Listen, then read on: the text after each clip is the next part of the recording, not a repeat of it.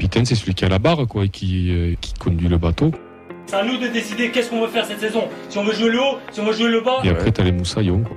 C'est ceux qui rentrent qui vont faire la différence. Et c'est tous ensemble aujourd'hui, on va chercher un résultat. Il nous manque un petit Bibiche pour remodeler tout ça. C'est ça. Qui appellera à la révolte?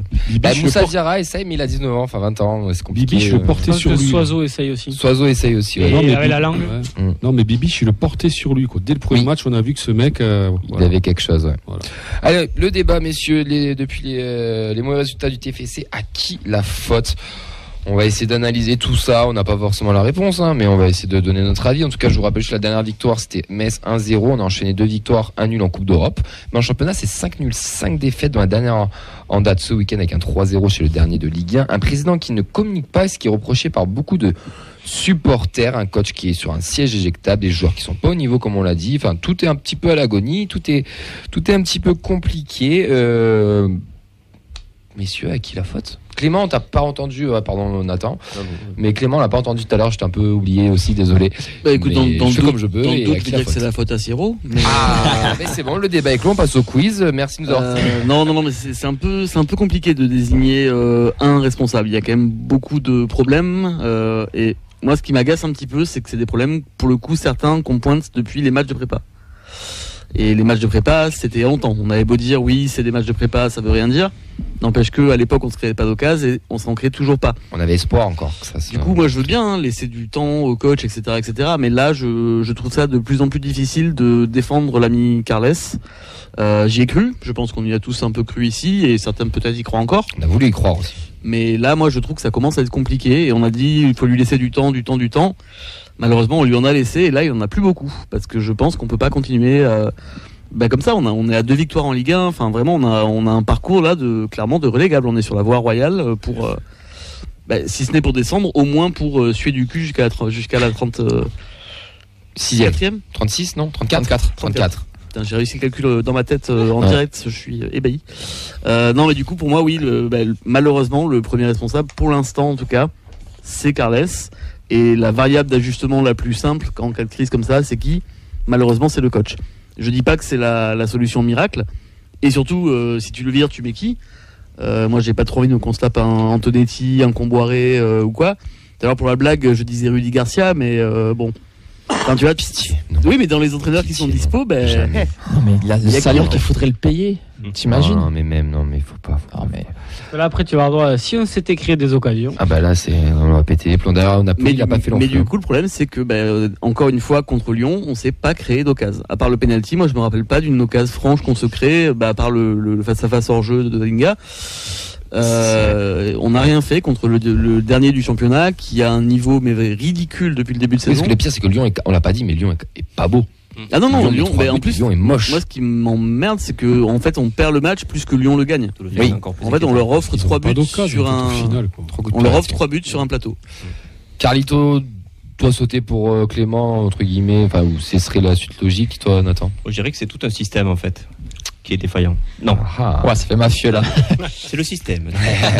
Ok, Nathan Maléchi. Je dirais, moi, j'ai pas envie de pointer du doigt le coach, le président, les joueurs. Pour moi, c'est vraiment un système qui, dans une période faste, où on a connu quand même les plus belles périodes de l'histoire. Mais tu cites le président. Tu cites sur la suite. Non, après, on a connu quand même, ça fait 3 ans qu'on mange du caviar. Hein. On a connu la montée en Ligue 1, on a connu la Coupe de France, on a connu l'Europe. On a connu une petite désillusion aussi au début avec la fausse montée en Ligue 1, le match de barrage. Ouais, mais il y avait plus d'acquis déjà. Ça a créé quelque chose. Il y avait plus d'acquis. Oui, mais ça a créé quelque chose. Oui, ça a créé un truc qui a poussé derrière. Et là, premier coup dur, effectivement, sur les manques de résultats, toutes les crises se transforment. Enfin, ça se transforme. On dirait que c'est dramatique. Alors c'est la première vraie crise qu'on traverse. Mais ces manques de résultats, pour moi, c'est peut-être déjà lié en début de saison quand on change drastiquement tout. On a quand même l'effectif, une rotation importante. On a perdu quand même des cadres. On a un nouveau staff qui est arrivé aussi. Ça a été la base de se dire ça passe ou ça casse. On était tous plus ou moins d'accord ici. On se disait, on arrive avec peu de certitude. On s'aventure dans quelque chose d'original avec un coach qui a jamais coaché une équipe au plus haut niveau. Donc, de base, on peut se dire la gestion du président a été audacieuse voilà, malheureusement aujourd'hui on peut pas en dire autant, c'est compliqué quoi. Ensuite on a eu des facteurs, on a parlé tout à l'heure avec la blessure de joueurs cadres, hein. On a eu Shaibi qui est parti 2 semaines avant la fin du mercato. On a eu Donoum qui est arrivé dans les jours de mercato. On a eu Abouklal, qui s'est blessé. Longoman. Abouklal, aujourd'hui, c'est ce facteur X qui nous manque. C'est ce joueur qui peut aller provoquer, ce joueur qui peut faire la différence seul aussi. On n'a pas de joueurs comme ça aujourd'hui dans l'effectif qui peuvent te faire gagner un point. À déséquilibrer, effectivement, à te faire le break aussi, puisque à chaque fois c'est des 1-0 qu'on gagne, on se fait rejoindre comme contre Lorient. On manque d'un joueur, qui peut aller te marquer le second but sur un contre en fin de match. On l'a pas celui-là. Et voilà, il y a eu aussi les rumeurs de vente en début de saison. Il y a eu tout un contexte en fait autour du club qui fait qu'aujourd'hui on paye quoi. On paye toutes ces histoires qu'il y a eu. Donc voilà, pour moi c'est un ensemble qui est fautif. Et les joueurs aussi, on n'en parle pas, mais pour moi il y a un manque de révolte criant. Tous responsables. Pour moi c'est tous responsables. Ouais.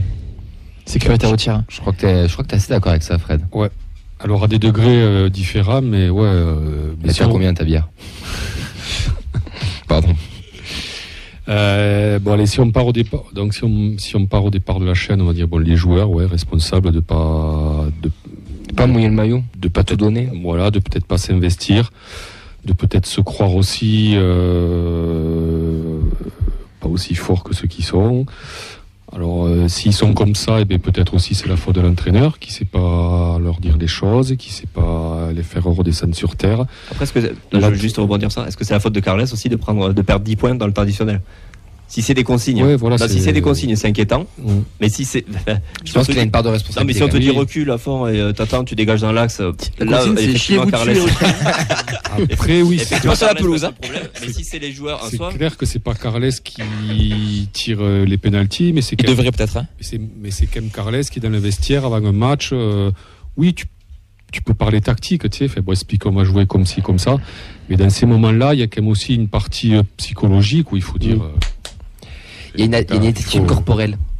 C'est très important, on l'avait remarqué dans la pré-saison. Donc un peu sa faute à lui, voilà, pour ne peut-être pas mettre les joueurs dans les meilleures conditions. Alors lui aussi, il a peut-être pas le matos souhaité pour faire ce qu'il a envie. Voilà, pour faire ce qu'il a envie. Donc j'aime de dire que c'est la faute du président aussi, hein, puisque c'est lui qui achète les joueurs. Et pourquoi le président n'a pas acheté peut-être les bons joueurs alors qu'il pensait que ça en était? Mais peut-être que la data c'est pas aussi fantastique que ça. Et on sort de 2 ans où tout se passait bien, où tout ce système-là était assez rodé avec succès, la montée en Ligue 1, le titre de champion de Ligue 2, dans la foulée la Coupe de France. Et là, donc en début de saison, on avait envie de croire que le système allait continuer à marcher, tu vois. Donc même s'il y avait tous ces changements, tu remets tout en question ou tu te dis bon là il y a un premier virage qu'on a du mal à prendre, mais est-ce que la data va s'en sortir ou tu dis putain ça y est c'est. Non, je remets pas tout en question, mais peut-être que ça va faire du bien au système pour accepter qu'on peut intégrer autre chose.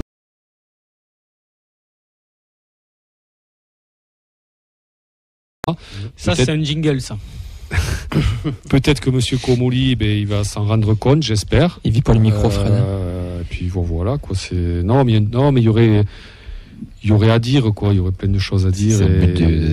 Henri, il a beaucoup fait comme ça de la tête sur tes propos. Oui, parce que j'ai l'impression, d'abord, Damien Comolli, c'est la première fois qu'il a une responsabilité totale d'un club. Il a souvent été directeur du sport, directeur sportif, etc.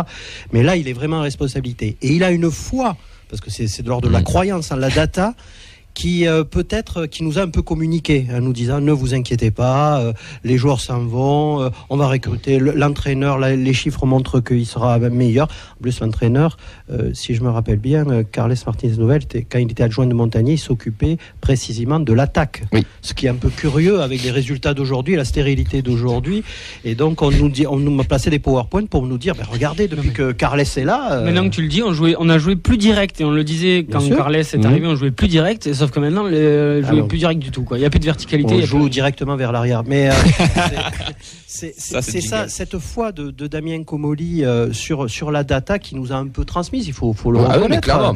Qui nous a un peu transmise. Peut-être ces mauvais résultats vont nous permettre de relativiser un peu les choses, de se dire que dans le foot, il y a cette part d'aléa, il y a cette magie, cette alchimie qui se crée dans un groupe.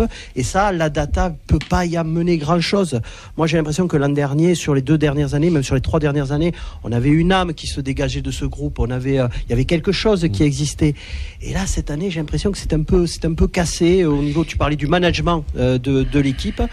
J'ai l'impression que c'est ça. Donc, qui est responsable ? Peut-être nous tous qui avons un peu trop cru avec au dieu de la data et qui ne l'avons pas mis à sa juste place.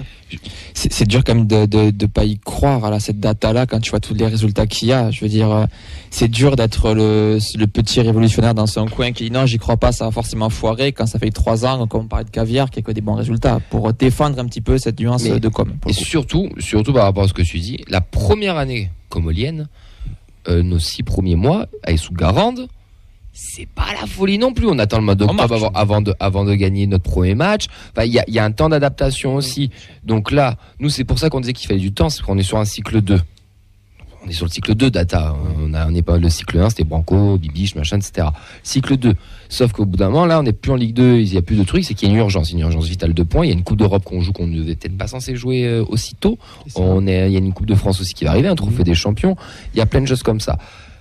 Ça, c'est le sportif. Je te rejoins, je rejoins aussi un petit peu sur ça, mais quand je vous écoute aussi, il y a Monsieur Comolli qui revient beaucoup, mais dis-toi, on t'a pas encore entendu. À venir. Mais hier, typiquement, Damien Comolli, lors du tirage de la Coupe de France, a fait une déclaration où il dit qu'on vit une période faste, etc. Alors, il faut juste remettre dans le contexte. On a un tirage de Coupe de France. Beaucoup lui ont dit, il fait le clown, il fait l'autruche, il parle pas de la situation. Mais en fait, c'est normal qu'il ne fasse pas dans ce contexte-là, dans cette interview-là. Le contexte n'était pas pour dire qu'est-ce que vous pensez de votre club. C'était genre, qu'est-ce que vous pensez du tirage et du machin. Ce qu'il dit en soi, c'est pas faux. Période vaste, on joue la Coupe d'Europe, on veut jouer tous les matchs, on essaie de gagner le plus de matchs. Bon, ça pour le moment ça marche pas. Ce qu'on attend, par contre, je pense c'est qu'il nous parle. Et chaque année, chaque saison, depuis qu'il est là, il y a une conférence de mi-saison, c'est ça, d'hiver. Toi la reprise quand même. Est-ce qu'elle va arriver, va pas arriver en fin de mercato d'hiver, je pense. Elle est nécessaire. Mais là, elle urge pour certains. Il nous parle pas, notre cher Comolli. Mais dis-ce que tu veux qu'il te parle, Damien ? Oui, je veux qu'il me parle, mais pour à qui la faute, moi j'ai envie de mettre beaucoup de monde dans ce lot-là. Non, mais bien entendu, je vais commencer par le président. Le président, dans sa communication de l'été, avec une équipe qui change, etc., il est... Alors, peut-être pas en employant ces mots-là, et il a peut-être mal communiqué là-dessus, mais il peut pas nous dire c'est une saison de transition, il peut pas le dire. Alors que, pardon de dire ça, mais enfin on l'a évoqué dès le début de saison, c'est une saison de transition, tu peux pas bouleverser. T'as pas 18 000 abonnés si tu dis on va se faire chier, c'est une saison de transition. Non, mais comme des abonnés, vu la perte, vu l'Europe, vu tout, je pense pas que la communication ait fait qu'il y ait plus d'abonnés ou pas. Tu peux pas changer en profondeur un club et attendre des merveilles rapidement, ou alors ça va être sur des périodes ponctuelles, mais au final sur une saison ça le fera pas. Donc c'est sa faute à lui parce qu'il a mal communiqué, mais j'ose espérer que malgré tout ce discours plein de positivisme, j'ai presque envie de dire qu'il croit pas à ce qu'il dit. J'espère qu'il ne croit pas totalement à ce qu'il dit, ou alors moi ça va un petit peu m'inquiéter, et j'espère qu'on s'en sortira quand même. Ensuite, il faut pas non plus qu'on tombe dans le catastrophisme. C'est-à-dire que j'ai envie de dire, cette situation-là, nous, et ce qu'on est en train de faire, d'en parler, etc., j'ai envie de dire, en fait, on est fous. On est fous. Vous êtes tous fous. Toi, t'es fou. On est tous fous. Moi, je suis fou. Comme l'a dit Nathan, on a vécu les 3 plus belles années de l'histoire du TEF.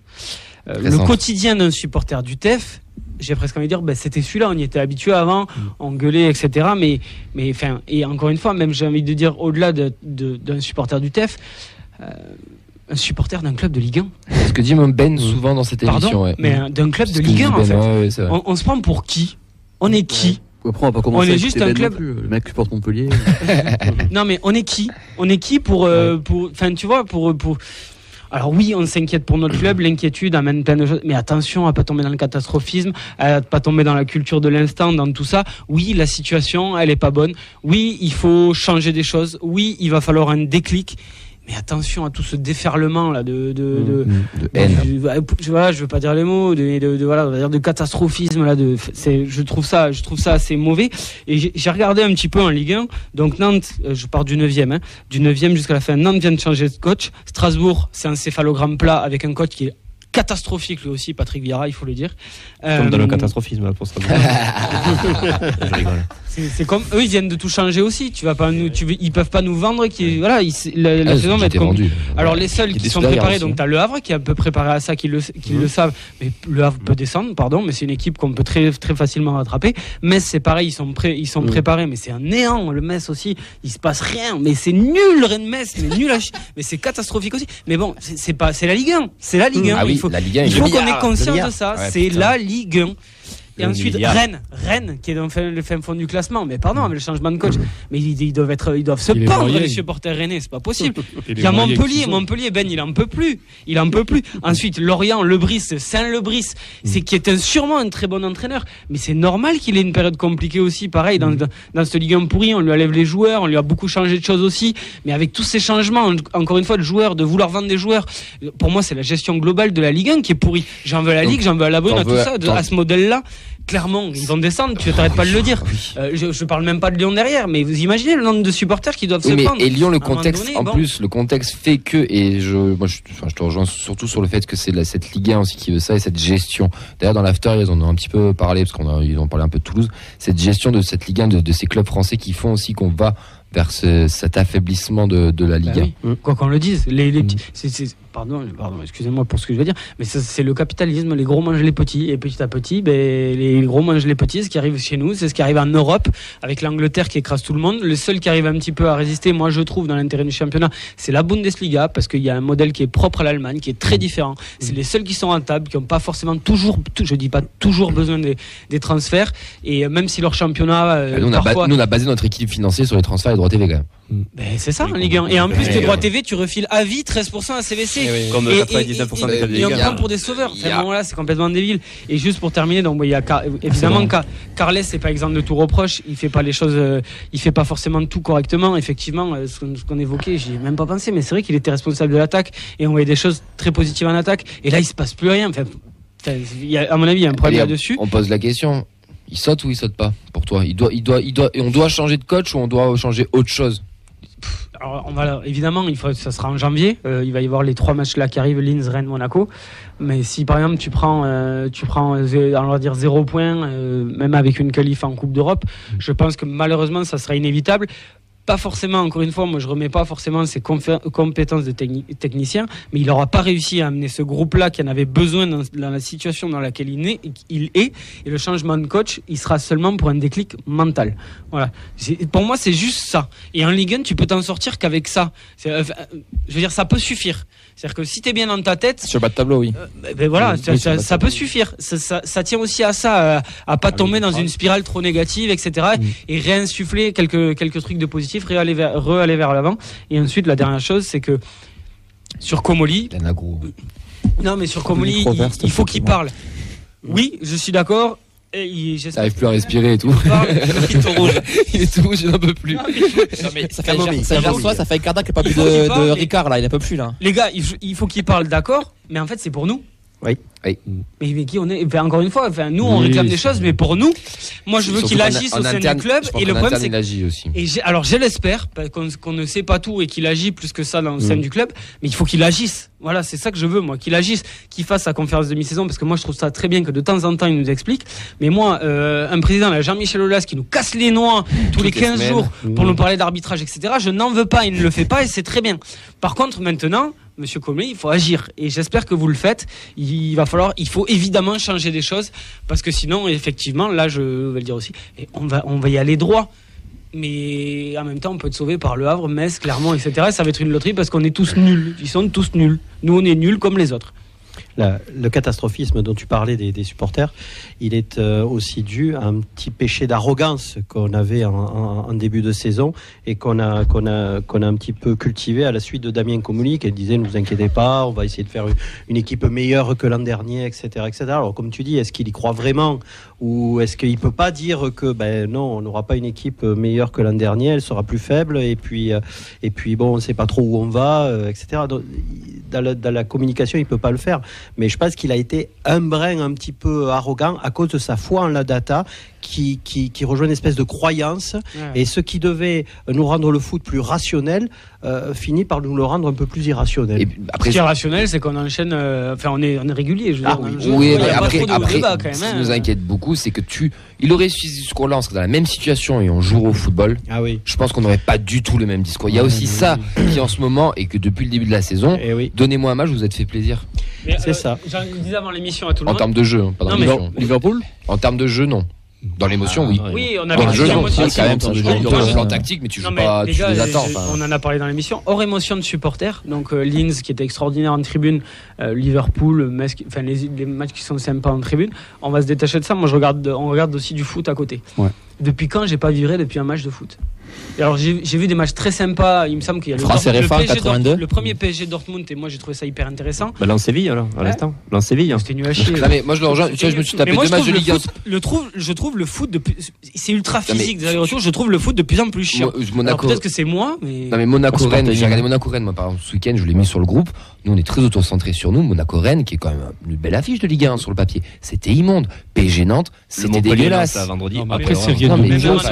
Même en Europe, tu regardes moi les matchs de première ligue. J'ai pas les sous. Alors bon, il y a des buts de temps en temps, etc. Mais moi, ils me font moins bander qu'à d'autres années. Je suis désolé. Et même la Bundesliga où il y a des buts, machin, etc. Parfois, c'est pas bon, quoi. Après, c'est rien de nouveau de dire qu'au départ du championnat, tu as 12 équipes, 12-13 équipes qui n'ont aucune certitude sur leur classement donc en fin de saison.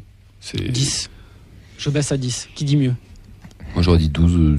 Ouais, non, mais c'est la Ligue 1, c'est la peur de. En descente ou en montée ouais. Moi je dirais 7. Tu sais qu'ils veulent jouer l'Europe, tu sais très bien qu'ils vont top 6, top 7. Bon, mais PSG, Marseille. Monaco. Bon, il y a Lyon qui est là quand même. Après, qui est la faute Monaco, Lille. Pour revenir au sujet, oui, nous aussi, on s'est fait.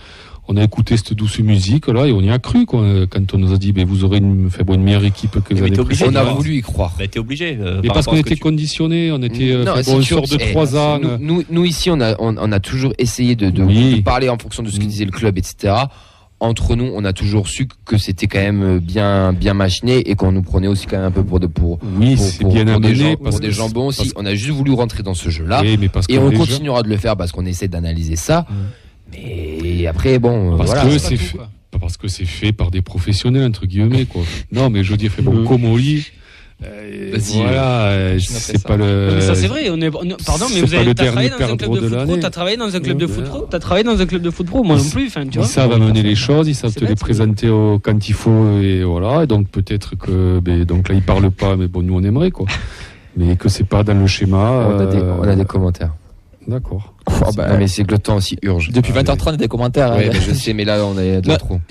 J'en cite quelques-uns. On a Lucas qui disait un peu plus tôt dans l'émission, j'ai mis de côté depuis 25 minutes pour vous dire le coach ne décide pas grand-chose chez nous, faut pas l'oublier. Qui voudra venir dans ces conditions? En parlant du changement de coach, il y a Oxens qui met en avant aussi le départ de Brendan McFarlane à la cellule de recrutement qui a aussi fait beaucoup de mal. Charles nous fait carrément 3 points. Pour lui, en 1, c'est Comolli, en 2, c'est recrutement, en 3, c'est le coach. Lucas veut aussi à Comolli devoir parler en début de saison. Pour Serkid, c'est Selinay directement qui est ciblé. Pour Nicolas, si Comolli ne parle pas, posons-nous la question d'une potentielle vente en cours. Idem pour le non-changement de coach. C'est Tolosa qui pointe aussi le groupe des 3 stratèges qui décident de tout et qui précise que le fusible qui va sauter en premier, c'est Papa Novel. Après, il y a aussi une liste de coachs qui pourraient potentiellement remplacer. Et du coup, Lucas parlait de Lucien Favre. Ça, par contre, c'est un peu plus intéressant. Ouais, ça n'est pas plus bandé que Domenech. Moi, j'avais noté Zidane qui est son contrat aussi. Oui, et Fab a noté aussi Giroud qui est son contrat. Donc, Domenech aussi. Donc, j'essaie de trouver quelques autres commentaires intéressants. Mais il est mort. Oui, mais. Giroud, il est pas mort, frère. On cite tout ce qu'on veut. Ah ouais. C'est Tolosa qui. Ah oui, c'est vrai, on n'a pas fait. Comment gentil, là, tu vas créer la polémique, Mehdi. Donc Free Flag qui rebondit sur ce que vous disiez sur le fait qu'on a été évangélisé à la data. C'est Tolosa qui nous demande à quoi sert la préparatrice mentale dans le staff. Et Sacha qui nous dit l'important est de chercher. L'important est de chercher des solutions plutôt que des responsables. Que chacun se remette en question et prenne ses responsabilités. Si on continue en se disant que ça se joue sur les détails et que ça va s'arranger tout seul, ça va péter pour de bon. Je pense qu'on peut terminer sur ces belles paroles parce que c'est pas trop mal. Il y en a un qui va sauter, qui sera le premier responsable. Ça sera évidemment Carlito et pas Damien. Dans les années 80, Carlos sautait rapide, souvent. Il y a une urgence de points, on le sait. On commence tous à être inquiets. Après, on a un mercato qui arrive aussi. Il y a un mercato d'ajustement qui va arriver. Il y a la data. On peut continuer d'y croire, même si on peut avoir des a priori, ça nous a quand même fait bien vibrer. Il y aura peut-être une solution. Et elle a encore ramené des bons joueurs cette saison. Oui, il y aura peut-être une vraie solution. Après, il y a aussi tout un club qui est pas non plus au beau fixe, on le répète ici, mais les jeunes, c'est pas ouf. La N2, c'est pas ouf. Il y a que les féminines qui s'en sortent vraiment très très bien pour le moment. Elles sont un peu à part. Donc elles sont un peu à part, donc voilà. Maintenant, il va falloir trouver des solutions, se remettre le bleu de travail comme on dit et y retourner. Nous, on sera toujours là, on lâchera jamais rien. On sera derrière, on apportera les solutions en les encourageant quoi qu'il arrive. Et d'ailleurs, en parlant de les encourager, on va vous donner rendez-vous jeudi au Danu à partir de 18h, parce que le match est à 18h45. Venez avec votre écharpe, venez chanter avec nous, venez vibrer, venez rigoler tout simplement. Oui. Au pire, vous rigolerez. Au pire, on va se marrer ensemble et on souffrira ensemble, ou on vivra surtout peut-être un moment exceptionnel, parce que quoi qu'il arrive, on passera une phase de groupe de Coupe d'Europe, et ça nous est jamais arrivé de toute notre histoire. Donc on le veuille ou non, on fait quand même de bonnes choses aussi cette saison. Il n'y a pas tout qui est à jeter, il y a pas tout qui est paradoxal. Il y a tout qui est paradoxal en effet.